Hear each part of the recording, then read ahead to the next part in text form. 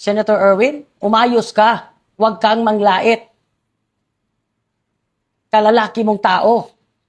Babae ang nilalait mo, napakasimple, hindi mo kalebel. Bakit mo naman gagawa ng istorya? Sobra ka naman. Kung alam ko magugulat ka kapag mapanood mo ito. Dahil as me, you know me, Jade Ecleo, alam ko naman matatandaan mo pa ako. You went here before, no? I was the governor. Na magsasalita sa iyo ng ganito. Natural naman, sir. No? Senator ka na, di ba? Umayos ka. Kasi, wag na po, hindi na po uso dyan, lalo na ngayon, judge ka. As a senator judge, wag naman yung mga salitang kalye, yung mga ugaling parang barbaric masyado na wala sa lugar. I'm talking about the witness, no? The hostile witness ni Ma'am Gina Acosta. Ikaw lang yung nagkakalat dyan. Ikaw parang pag bumanat, parang out of order palagi. Kulang na lang, itatapon mo yung transcript na hawak mo eh. Di ba? Siguro yung mga kasama mo dyan, Senator Erwin, natatakot. Pag tumayo ka parang ako, sasablay na naman to. Parang ganon. Umayos ka naman sa salita mo, Senator. Parang ginagawa mong kanto ang Senado eh.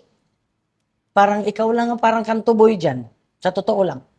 You know, you have to accept my message for you in a positive way para ma-improve mo ang sarili mo. Kasi walang makakaprangka sa'yo eh. Sa totoo lang, umayos ka. Sayang, yung pagkakataon na bigla kang inilagay dyan. Tapos ikaw lang nagkakalat. Pag nagsalita ka kasi para kang nasa kanto. Masyadong foul ang ginawa mo po. Ikaw po ang bastos, ikaw po ang nangloloko. Wala siyang sinabi na hindi siya nakakaintindi ng English at wala siyang sinabi na hindi siya nakakaunawa ng Tagalog. Kaya ikaw po ang out of order. All the time. Hello mga kapatid, alam naman ninyo hindi ako mahilig magko-comment sa ibang tao. No? First, yung kay Claire Castro. This time, parang hindi ako mapakali kapag hindi ako mag-comment doon sa statement ni Erwin Tulfo. Parang ayaw kong palampasin this time. Actually sa daming mga statements ni Erwin Tulfo na mga sablay, sa lahat na nakakakilala sa akin, ayan, kung ka-Jaden ka, may justisya ka. Ang sabi po niya kasi, tama na ang pagluloko, no? Magtagalog ka naman.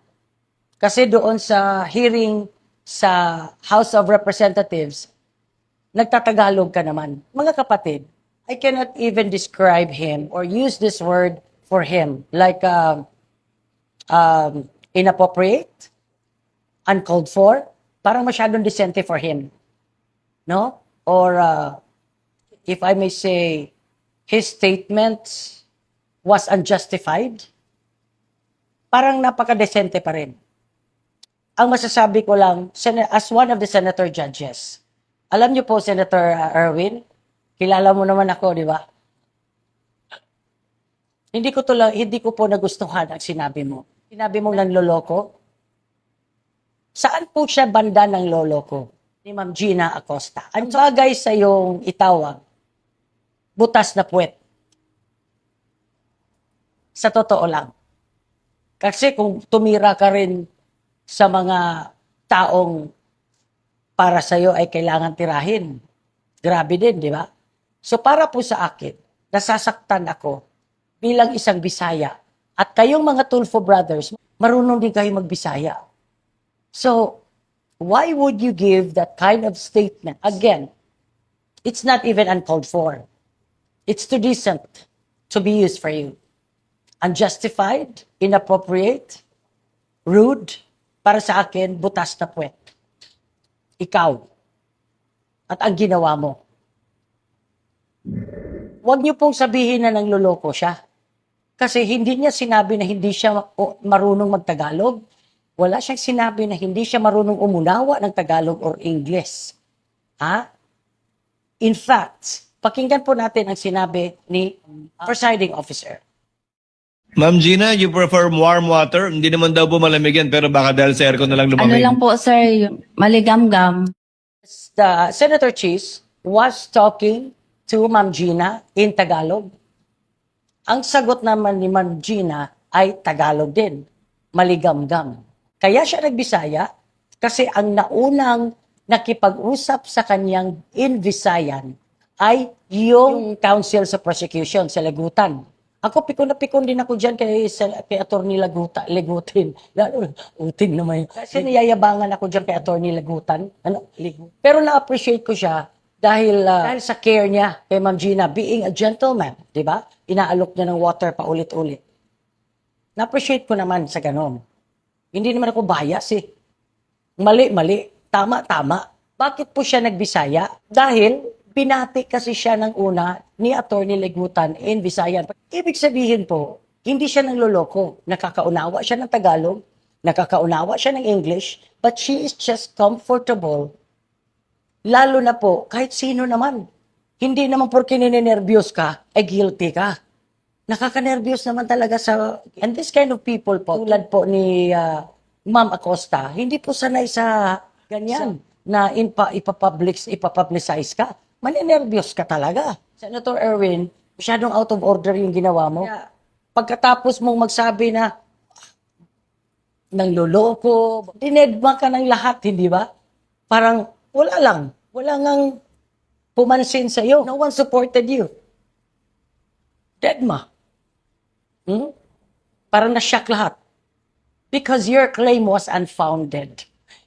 Dinedma ka kasi hindi nila mag-gets. Parang grandstanding na naman ang ginawa mo. Coelho, bababla.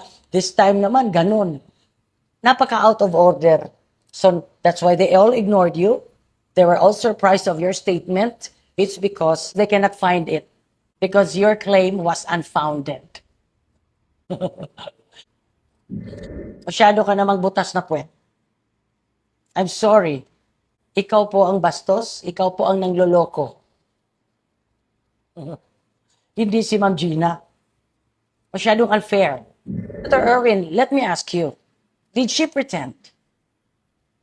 Ang sabi po niya kasi, haluan. Hindi po, wala pong batas na pinagbabawal kung anumang lengguwahe ang gagamitin mo sa mga kahit anong hearing sa buong bansa, sa buong mundo. Dito sa Pilipinas, let me educate you. Hindi naman na porque may utak ka, ikaw na pinakamagaling. Sasablay ka na naman. Let me educate you or let me refresh your fuck up brain. No? Multi-languages ang Pilipinas. Wala sa batas na pinagbabawal na magsalita siya ng Bisaya. Kasi bukod sa nervyos, mas komportable siyang magsalita. Kaya ako na-insulto dalawa. Ayaw na ayaw kong nang lalamang, nang aapak ng kapwa, at namamahiya nang wala naman sa lugar, at nagbibintang na nangloloko na hindi naman siya nangloloko. She was very honest. Saan siya nangloloko? Saan banda? Nagbibintang ka kasi. Alam mo, nakakadiri ka kasi, Senator Erwin. Sa totoo lang, kalalaki mong tao, tapos sasabihin mo, nagtatrabaho ka sa government, kulang na lang sasabihin mo na bobo siya. Nagkataon lang na medyo angat-angat ang utak mo sa kanya, siguro. Pero hindi rin. Katulad niyan, senador ka. It doesn't mean na worth it ka maging senador. It doesn't mean na kung lawyer, magaling ka. Tingnan natin kung mananalo pa kayo uli. Diba? Huwag naman manglait ng tao. Where is the justice there? That's why, let me tell you this, Senator Erwin. Your statement was unjustified. Nakakaburat ang salita mo, ang panglalait mo. Ako pinipigilan ko lang because I want to keep my cool. Because I know you will be surprised if you will watch this video. Dahil hindi mo akalain. Dahil hindi ko rin akalain na ganyan kakabastos, lalo na sa babae. Tsaka Senator Erwin, meron tayong batas, di ba? Galangin ang babae. Kaya umayos ka.